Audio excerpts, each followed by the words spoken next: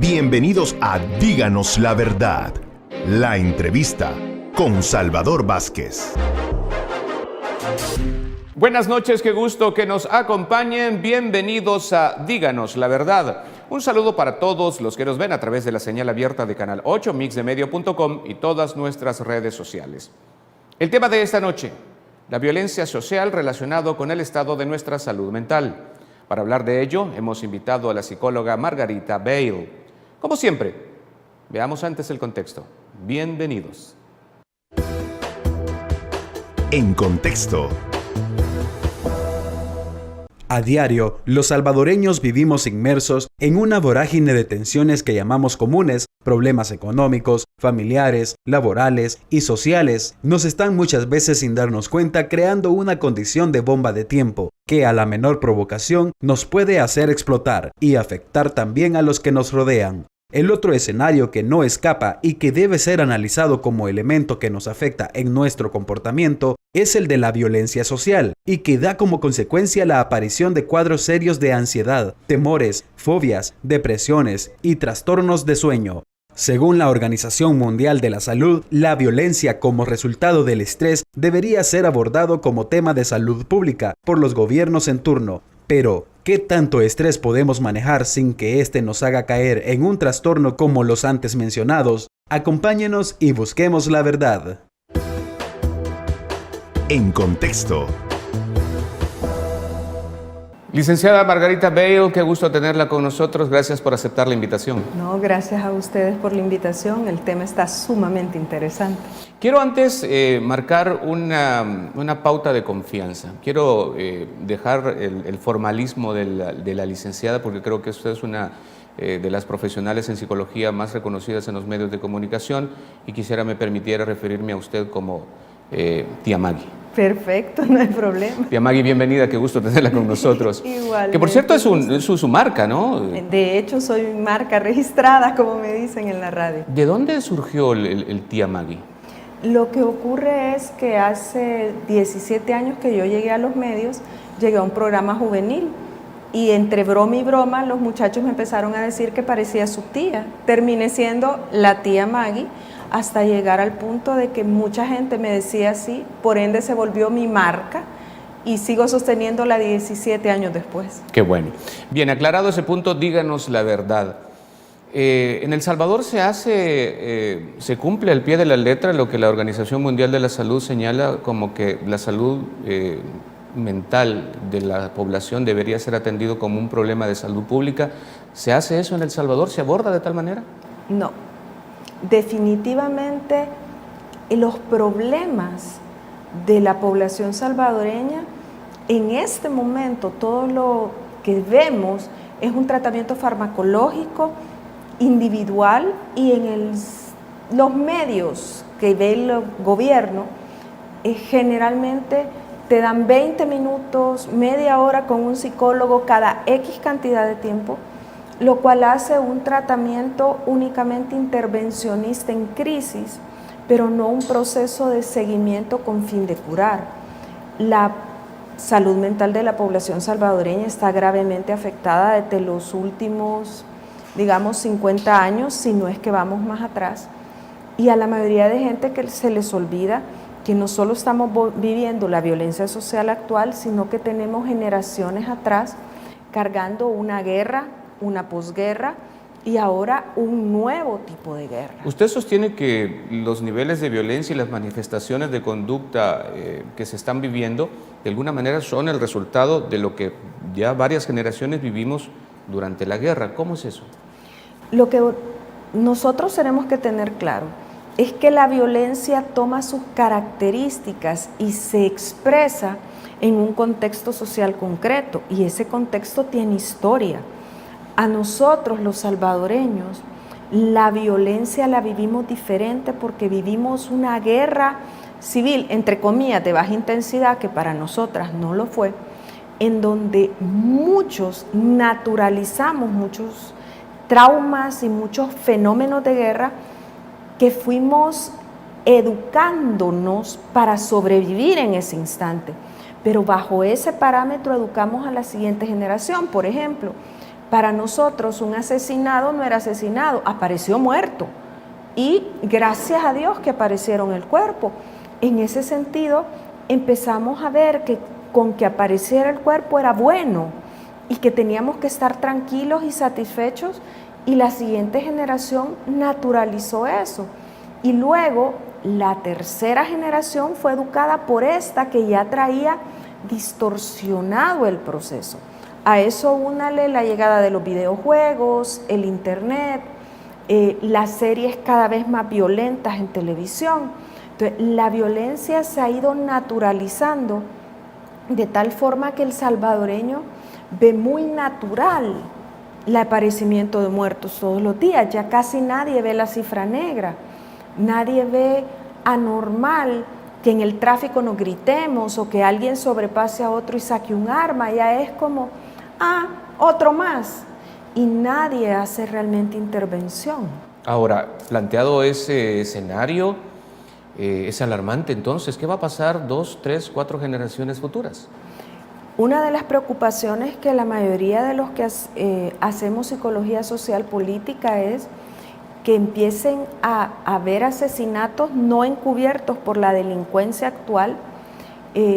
Nosotros vemos el fenómeno igual que en Estados Unidos de las masacres estudiantiles, solo que aquí las encubren perfectamente el fenómeno de las maras y pandillas, que se empiecen a dar fenómenos de violencia mucho más explosivos y llamativos dentro de colegios, dentro de instituciones disque privadas, como tenemos el caso de estudiantes que se han suicidado, etcétera, en colegios privados, hasta casos de violencia doméstica donde van a haber feminicidios, y de hecho lo vemos, pero va a haber violencia incluso entre hermanos, y esperamos desgraciadamente un mayor índice de asesinatos. Ahora, ¿significa entonces que de alguna manera la violencia social criminal que estamos viviendo es una consecuencia de la violencia doméstica, o cuál de las dos alimenta cuál, y cuál es el resultado de cuál de las dos es el resultado de una? La violencia doméstica ha sido un problema histórico. Lo que ocurre es que las maneras en que se está manifestando en este siglo son propias de esta generación. Nosotros vemos, por ejemplo, el estallido del bullying que inicia en casa. Entonces, es la violencia social, el caldo en donde la violencia doméstica estalla, se permite y se valida. Porque es bueno, por ejemplo, yo tengo que someter a mis hijos a un GPS, yo tengo que ponerme violento si ellos salen porque los estoy protegiendo, y va la justificación. ¿Eso es bueno, dijo? No es bueno. O sea, el problema de la violencia es su justificación social, la validación que como sociedad le damos. Entonces, la violencia social es el caldo para la violencia doméstica y la potencia, de hecho. Ahora, ¿cuál es el perfil psicológico de un salvadoreño que nos esté viendo en este momento? Que no tenga nada que ver con que su acción profesional o su trabajo directamente lo contacte con la violencia social. Generalmente el salvadoreño es alguien que, en primer lugar, la inventa, sale parado de donde sea, es creativo. Un salvadoreño es muy creativo, un salvadoreño es impulsivo, es una persona muy emocional. Generalmente al salvadoreño se le llega más por emociones que por razones. Dice que está aislado, y el salvadoreño es alguien que huye. El fútbol, de aquí o de allá, es alguien que dice, yo necesito escapar. El salvadoreño es un escapista de la situación de violencia. Lo que ocurre es que nosotros no podemos escapar a algo que ya nos envuelve a todos. Entonces, esta persona, aunque no lo viva directamente, vive el tráfico, que es una forma de hacinamiento donde vemos la competencia y la violencia, vive las películas, vive el proceso de violencia incluso que se da en los colegios de los hijos, el pleito con el vecino, etc.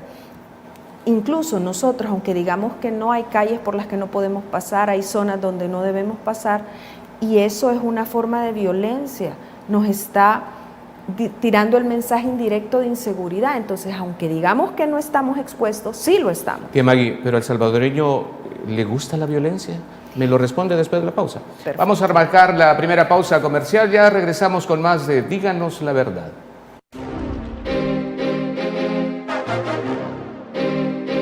Díganos la verdad. La entrevista.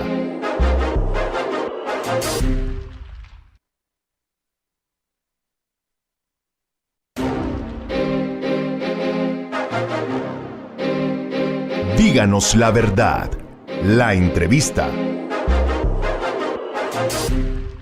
Gracias por continuar en nuestra sintonía. Tía Maggie, ¿al salvadoreño o a los salvadoreños nos gusta la violencia? ¿Nos alimentamos de la violencia? Decimos que no. Pero obviamente... Pero la verdad es que la violencia hecha show la compramos así. Nos gusta. Es el amarillismo. Es algo que a la gente le llama la atención, le despierta el morbo. Al mismo tiempo que te hace sentir, ay, no fui yo. Qué bien, porque el salvadoreño es así. Al mismo tiempo es como, me da curiosidad, quiero ver, porque esto se sale del parámetro de lo naturalizado. Por eso, cuando aparece un cuerpo y aparece normal, entre comillas, ¿verdad? Es como, un cuerpo, pero si aparece en una condición fuera de lo común o llama la atención por ser alguien reconocido, es un escándalo para el salvadoreño y nos alimentamos de eso. Generalmente, y eso es muy negativo, eso se va naturalizando, entonces necesita algo de más impacto para generar esa atracción. La mayoría de las personas que vamos siendo impactadas por el hecho violento, necesitamos como que droga más dosis para que hacernos reaccionar. Entonces, se usa en los medios, y esa es una de las ideas de no sacar escenas, etcétera, proteger de la naturalización, pero de hecho no hay control real sobre eso. Ahora, eso significa que hay un impacto directo, que no lo reconozcamos es diferente. ¿A qué nos estamos exponiendo? ¿Cuáles son las repercusiones de esa exposición constante a violencia? Una de las cosas que tenemos es, para las personas que intervienen, y aquí estoy hablando de todo el aparataje alrededor del propio hecho violento, policía, fiscalía, etcétera, y por el otro lado, el apoyo a la red familiar. Llega un momento en que el salvadoreño ha agotado su empatía. El agotamiento por empatía se da mucho en las personas que son interventores de esos eventos. En ese sentido, nosotros vemos la deshumanización y nos choca que decimos, vemos a los fiscales comiendo y a la par el cadáver, o los vemos fumando y es que ellos ya están quemados en ese sentido. La deshumanización, el agotamiento emocional lo vuelve insensible. Eso es una bomba para la familia de estas personas. Y al mismo tiempo, aquellos que están cerca del círculo familiar, empieza y da un momento en que yo sí te apoyo, pero llega un momento en que es alguien más que está viviendo eso y se puede llevar. Entonces, apoyamos a la familia un momento y luego nos retiramos, y ahí vemos gente que dice, mire, quedaron tantos huérfanos y están abandonados, porque el salvadoreño ya agotó su compasión, y eso nos vuelve aún más inhumanos en el fenómeno de ser solidarios y crear ese convivio ciudadano que nos ayudaría a afrontar la violencia e incluso a reducirla. Pero el agotamiento ya llegó, y eso es algo que no está intervenido, y cuando hablábamos de la no intervención del Estado, estamos hablando exactamente de esos parámetros. No hay autocuido en ningún interventor, y a la población no se nos educa ni se nos apoya en la empatía hacia el otro. Ahora, el acto de negación de que de alguna manera estamos afectados emocional o psicológicamente, ¿cómo se puede abrir esa puerta? ¿Cómo se puede botar ese muro de a mí no me pasa nada. Una de las cosas que la gente debería de tomarse el pulso todos los días es ver la capacidad de empatía que tiene hacia el dolor de las personas cercanas. Muchos están pasando por el hecho de, yo oigo a mi esposa emproblemada, oigo a mis hijos emproblemados y digo yo, ¿ya para qué si nunca salgo de esto? Esa es la primera señal de que algo nos está pasando. La segunda señal es la constante desesperación. 3, si usted se despierta a medianoche y no puede dormir y de repente está piensa y piensa y piensa, es una señal de que usted está ansioso o estresado. Y 4, las pesadillas. La mayoría de gente dice, yo no me acuerdo de lo que soñé, solo sé que soñé algo feo. Cuando usted empieza a tener ese tipo de procesos, usted está viviendo ya un proceso de trauma indirecto, porque los salvadoreños padecemos de estrés postrauma secundario. No lo vivimos nosotros directamente en algunos casos, pero somos receptores de el impacto. ¿No nos queda ya capacidad de indignación humana? Porque de alguna manera llama la atención también que ante hechos de violencia humana hacia, por ejemplo, animales en general, la reacción es diferente hacia la indignación o la forma en la que nos indignamos cuando la violencia se da de humanos o entre personas. ¿Por qué? Usted acaba de hacer la pregunta del millón, fíjese, y gracias por darme la oportunidad de decirlo. Lo que ocurre es que cuando se da violencia social, uno de los problemas más grandes del proceso de deshumanización es la creación de la imagen del enemigo. Entonces, cuando se destruye a un enemigo, cuando se le da un título de enemigo bajo el nombre de guerrillero, terrorista, pandillero, etcétera, cuando el otro es eliminado, aplaudimos. ¿Por qué? Porque es alguien que nos iba a hacer daño, es una amenaza. Entonces, en esa medida, la justificación social que le damos al evento hace que perdamos aún más empatía porque es un enemigo, es alguien que me amenazaba, mientras que un animal no me amenazaba. El animalito pobrecito, el animalito nosotros le estamos haciendo daño al planeta, le estamos haciendo daño al sistema. El animal no era una amenaza para mí, mientras que aquel sí lo era. Entonces, ese manejo que se está dando es estratégico, es algo que está pensado. Entonces, los medios, a través de la política del Estado, crean enemigos a los que es justificable asesinar, matar, no importa la forma. Es exactamente lo que nos pasa cuando nosotros vemos una película de Disney y matan al villano. ¡Bien! ¡Qué bien! Mataron al villano, porque es el villano. Se nos olvida que es persona. Entonces, eso es el peor acto de deshumanización. Nosotros vemos al enemigo como un monstruo. Le quitamos todas sus características humanas. Un ladrón, alguien que asalta en un autobús o me robó el celular o etcétera, comete un acto delincuencial en mi contra o atenta contra mi familia, ¿no es un enemigo? Es un enemigo para usted, pero una cosa es que sea un enemigo y lo pone en riesgo y otra es que tenga usted el derecho de matarlo. Entonces, porque entonces cuando usted es enemigo de alguien, tienen el derecho a matarlo. Entonces, el punto es, el sistema o los intereses o el X poder que gobierne en un país determina quién es el enemigo. Si usted se fija, lo que amanece en las mañanas, ¿a quién le importa más que a la familia? Todas las masacres, ¿a quién le importan más que la familia? Vemos cuando dicen era un buen muchacho, era esto, era eso, nos conduele, pero cuando nos dicen era un mal muchacho, no nos conduele. Entonces, el punto es justificable esa violencia o no es justificable? ¿Y a quién va a justificar su siguiente acto? Porque vámonos al problema doméstico. Si tú me estás amenazando que te vas a ir de mí, si tú me estás amenazando que ya no me querés, si tú me estás amenazando que me vas a dejar con los niños, entonces tú sos un enemigo. ¿Es válido que yo te mate? ¿Qué está pasando en los feminicidios? ¿Es válido entonces, porque tú me has sido infiel, matarte? ¿Es mi enemigo, tu amante y tú? Y entonces te valido la muerte. Entonces, el problema es que empezamos a trasladar de lo social la justificación ante la amenaza. El salvadoreño y toda la gente no logra hacer el corte exacto y decir, esto me amenaza, sino todo lo que me amenaza es válido matarlo. Institucionalmente se exacerba el rencor, el odio hacia la sociedad entre salvadoreños. De hecho, ahorita nosotros tenemos otra vez una guerra.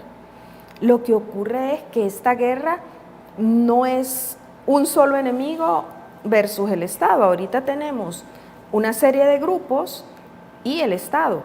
Entonces, lo que ocurre es que las formas de organización son distintas y eso no necesariamente, si eso se pudiera pasar en positivo, fuera fabuloso. Somos una bomba de tiempo. ¿Qué tanto podemos soportar el estrés y la presión antes de explotar? Me lo explica después de la pausa. Vamos a marcar la siguiente pausa comercial, no nos cambie, seguimos con más de Díganos la Verdad. Recuerde darle like a nuestra fanpage, ahí encontrará todas nuestras entrevistas. Ya regresamos.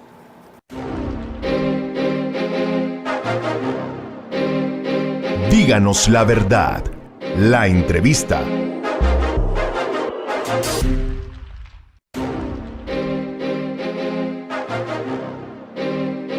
Díganos la verdad.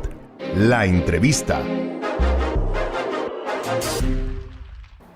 Gracias por continuar en nuestra sintonía. Tía Maggie, somos una bomba de tiempo, estamos constantemente y diariamente sometidos a alto estrés, estamos, como ustedes acuñan la palabra, quemados psicológicamente. ¿Qué hace cuánto falta para que cada quien detone? ¿Cómo logramos encontrar nuestro nivel de presión?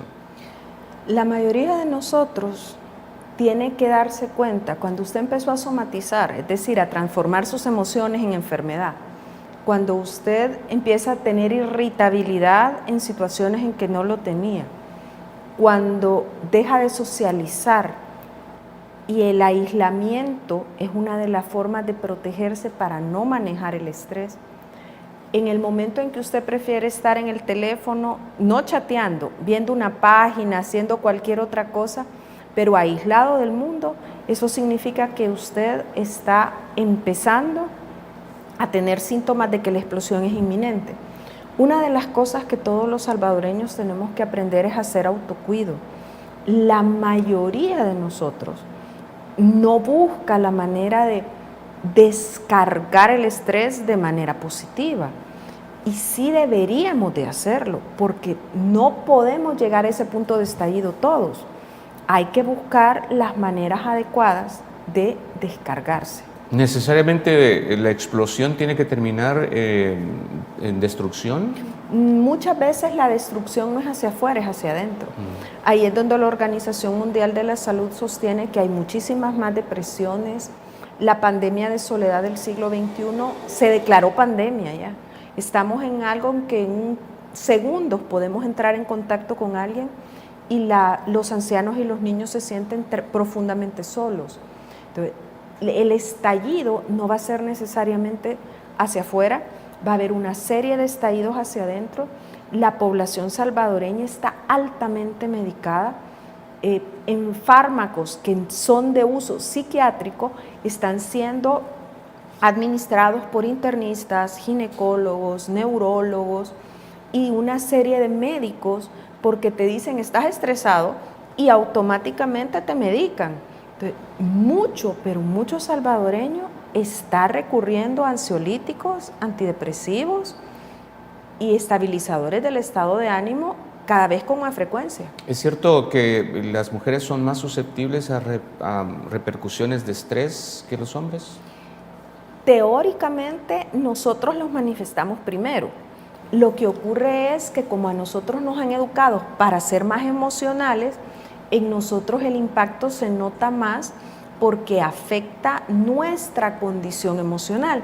En el hombre el impacto es el mismo, pero ellos somatizan con enfermedades cardiovasculares, enfermedades generalmente asociadas al aparato digestivo, a la espalda, entonces tarda más en verse.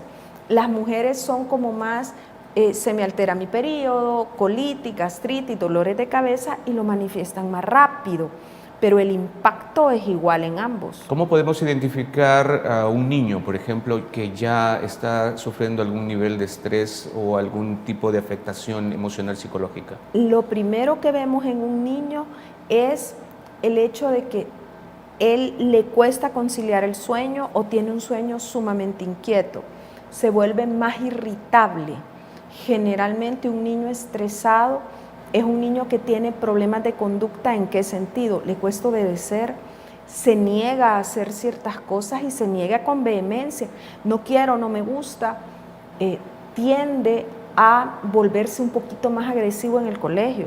Una de las características de los niños que viven violencia intrafamiliar es que son los posibles buleadores de su colegio. Un niño que es agresivo con animales y con otros niños, eso es sinónimo de que ese niño está viviendo un estrés muy alto. ¿Necesariamente la manifestación de estrés va a ser violenta?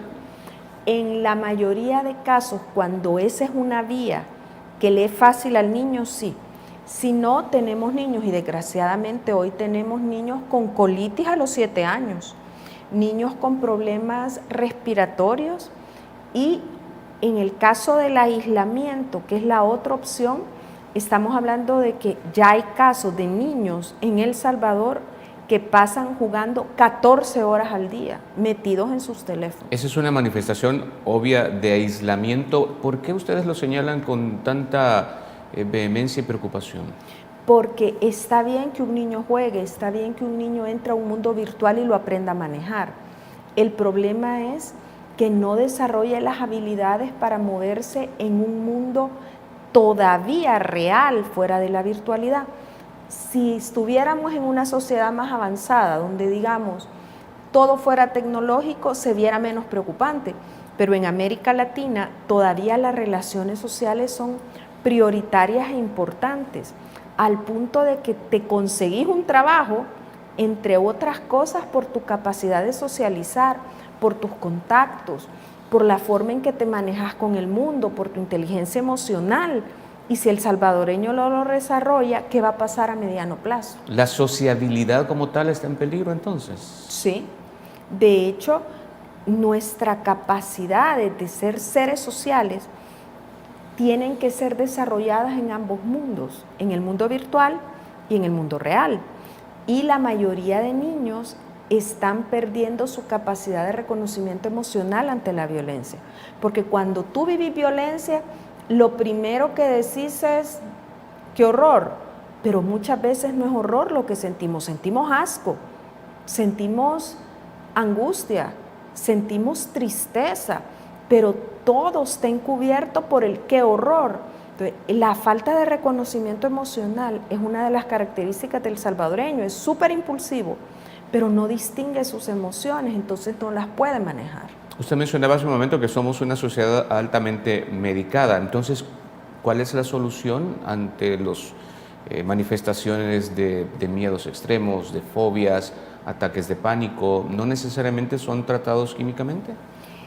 Lo mejor sería, dada la cantidad de población, que se llevara un tratamiento conjunto, una dosis de farmacología adecuada, pero un tratamiento psicológico que les enseñe las habilidades para manejarlo, porque en el momento en que se corte el medicamento no hay habilidad, y entonces se hace una rueda de caballito de nunca terminar. Entonces, el tratamiento farmacológico debe ir acompañado de un tratamiento psicológico, pero no se está dando. No tenemos tiempo, tía Maggie. Es que no hay tiempo. Es la justificación, no tengo tiempo. Sí, pero el hecho es de que si usted no hace tiempo, el tiempo no le va a alcanzar cuando le dé el ataque de pánico. Hay mucha gente que dice, yo no tengo tiempo para hacer esto, pero tiene 4 horas en promedio de vida virtual. Con que trabaje 3 horas de vida virtual y haga 1 hora para hacer ejercicio, para salir a platicar, para hacer algo fuera y propio para usted, jugar fútbol, jugar básquet, hacer otra cosa, empezamos con un área de salud mental, y de esas 5 horas dedicadas a usted, 1 hora para ir a un terapeuta no está de más. ¿Cómo se establece esa relación?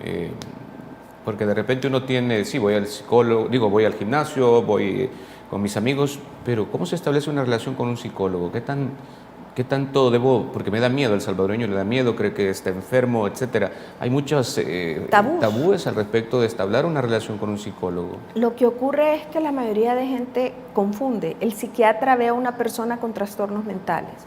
El psicólogo ve a una persona que reconoce que tiene un problema y quiere salir de él. Los psicólogos, al contrario, trabajamos pro la salud mental y que usted sea su autocura.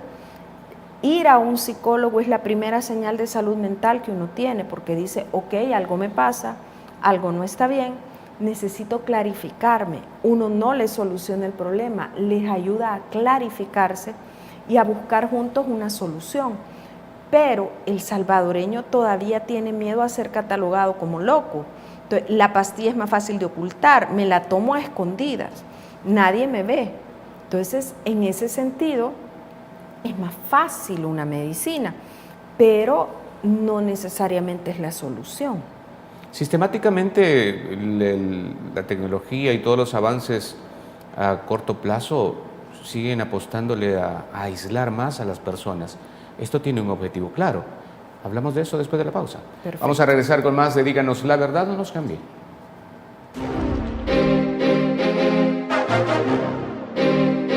Díganos la verdad. La entrevista.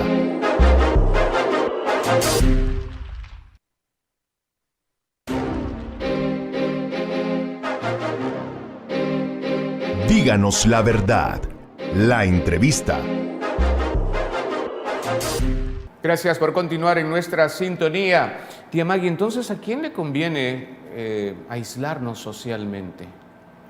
Una de las teorías que más se maneja y mucha gente lo toma como teoría de complot es que definitivamente necesitamos bajar la densidad poblacional. Entonces, una de las estrategias es, mientras más aislados estamos y en un mundo virtual nos movemos, menos contacto social tenemos en términos reales. Las personas metidas en sus propias cápsulas, literalmente, difícilmente salen a socializar y por ende, si no socializan, van a pasar su edad fértil ahí hasta llegar a un punto en que, ok, generaciones enteras en donde la virtualidad va a sustituir todo su contacto. Por eso tenemos mascotas virtuales, Siri, etcétera, como una de las partes del manejo de la población, porque hay otras maneras en que la población está siendo bombardeada para mantenerse y bajar la población en los próximos 30 años, que es una de las metas. Ahora, entonces significa que las relaciones afectivas, emocionales, no se deberían fomentar ya más. De hecho, sí, pero nosotros vemos, si usted se fija en los millennials y en los centennials, nosotros vemos una característica común: no quieren hijos. Ellos quieren viajar, tener pareja, vivir, desarrollarse laboralmente, no crear un vínculo en una tierra, sino andar migrantes por el mundo. Y un hijo es algo que les obstaculiza. Entonces muchos de ellos se ven como pareja, no se ven como familia. Entonces eso es algo que está siendo incentivado, porque ¿te conseguimos una beca? Sí, pero en la beca tenés que ir solo, o podés ir con una, y tu pareja consigue otra, pero no hay manera de que tengan hijos y se muevan porque tienen que estar moviéndose. Entonces, la relación, pese a ser real, empieza a trasladarse a lados virtuales para mantenerse en contacto. Entonces, el fenómeno migratorio, producto de la globalización y los cerebros moviéndose a lo largo del ancho del planeta, hacen que esas dos generaciones definitivamente están orientadas a una vida de pareja, no a vida de familia. Pero ¿no tendría sentido esto? ¿Qué tan perjudicial puede ser para el fomento de la relación social? Es bueno en términos de que estas personas tienen vínculos afectivos. Ahí no tenemos problemas. El problema es realmente cuántas de estas personas si realmente van a optar por no tener hijos, y eso va a cortar el vínculo relacional y el desarrollo de competencias emocionales con otras generaciones. Qué pros y qué contras dependerá de lo que pase y cómo lo manejen. Pero ahorita, en términos de relación de pareja, sí están siendo como fomentadas, pero no en términos de matrimonio, sino como pareja. O sea, el matrimonio como tal es una institución que está en proceso evolutivo cada vez más grande. ¿Cuántos realmente van a casarse en los próximos 100 años? Es algo que se va a cuestionar. ¿Tiene que ver esto, tía Maggie, con el fomento y aparecimiento de relaciones entre nuevos géneros de tendencia sexual o de orientación sexual? De hecho, es parte de la política de población. Mientras más se incentiven este tipo de opciones de género, Facebook te ofrece 52. Hay otra red social que 32 opciones. Mientras más opciones tengas, el Estado, la mayoría de estados solo aceptan el matrimonio hombre y mujer. Eso, si tienes otra opción, no eres digna ante el Estado de ser pareja y por ende no tenés los derechos de una pareja. Entonces hacen otros arreglos que están sustituyendo al matrimonio. Sí tiene que ver, porque incluso las personas heterosexuales ven en muchas de ese tipo de relación mucho amor, mucha solidez. Entonces dicen, ¿para qué me caso si puedo tener todo esto sin hacer ese vínculo legal, esa sociedad? Porque un matrimonio es una sociedad. Ahora, ¿estos no se podían analizar como una evolución social de alguna manera? De hecho, está siendo una evolución social. Acuérdese que la política de la igualdad o la filosofía de la igualdad que salió en vigencia en los años 70 y que empezó a generar todo el cambio donde decía papá y mamá tienen que ser tus amigos, no solo tus padres, que viene desde los 70, tenemos 40, casi 50 años de estarla viendo, acható las relaciones familiares. Entonces ahí es donde los procesos de violencia cambiaron, pero también todas las relaciones sociales cambiaron, porque antes veíamos violencia de padres a hijos, hoy vemos violencia de hijos a padres, vemos abandono de hijos a padres, violencia entre hermanos, vemos enormes cantidades de violencia generacional. Ese achatamiento ha traído ventajas y desventajas. Lo que ocurre es que esa explosión social ha dinamizado el concepto de familia. Hoy en el concepto de familia están los perros, los gatos, en general los animales entran a formar el nuevo concepto de familia, que antes no, y aunque no lo creamos, el irruptor de eso fue Barney. ¿Por qué le echa la culpa a Barney? Si usted oye la canción de la familia de Barney, él empieza a narrar un tipo de familia generalmente fuera de la tradicional, porque dice, hay un niño genial que vive con su abuela y su perrito, y es genial. Hay otro que solo vive con su papi, su mami no vive ahí. O sea, Barney lo cantamos todos, nos educó y no nos dimos cuenta. Barney irrumpió el concepto de familia tradicional, y estamos hablando de que Barney se dio en los 80 y no lo vimos. Estaba cantando ya a los nuevos tipos de familia. Entonces, de los 80 hacia acá, el concepto de familia tradicional se ha venido rompiendo. Y en El Salvador, entre el 53 y el 56% de los jefes de familia son mujeres solas, ya sea por divorcio o porque son madres solteras o porque eran acompañadas y se separaron. Entonces, la familia más fuerte en El Salvador es una mujer con sus hijos, no hombre, mujer e hijos. Entonces, nuestro esquema de familia también se ha roto. Lo que pasa es que hoy somos más conscientes. Ahora, de hecho, los principios que unen una pareja ahora, el concepto de familia se está refundando entonces. Sí.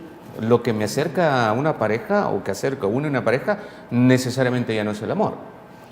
Teóricamente debería pero es también conveniencia. Es que nosotros partimos de un mal concepto. La familia original no es a nosotros nos han hecho creer que es una pareja y después una familia. La familia original es una mamá con un hijo, punto. Así, o sea, esa es una familia básica. Se une papi para cuidar y generar, y sin el proceso de papi no existe, pero no necesariamente son pareja para procrear. Entonces, la familia original es una mamá con su hijo, y lo vemos en El Salvador. Papá es un ente terciario que se une a ese grupo. Si estos tres funcionan bien, es la familia tradicional, pero si papi no está, siguen siendo una familia constituida por una madre y un hijo. ¿En dónde los principios intervienen en esta parte? ¿En dónde los principios son fundamentales para seguir manteniendo esta endeble sociabilidad que nos queda? Una de las cosas básicas es que tenemos que entender que pese a la alza de divorcios, pese a la alza de separaciones, tenemos un sorpresivo repunte de segundas nupcias y de acompañamientos o matrimonio beta, como usted lo quiere decir, entre la gente de 30 a 60 años están buscando familia. Eso nos da una esperanza, porque siguen viendo en la familia una esperanza. Marcamos la siguiente pausa comercial, ya regresamos con más de Díganos la Verdad.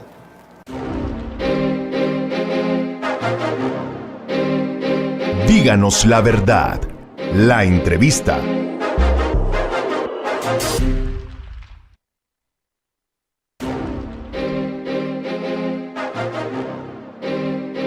Díganos la verdad. La entrevista. En Díganos la Verdad es momento para... Conclusiones.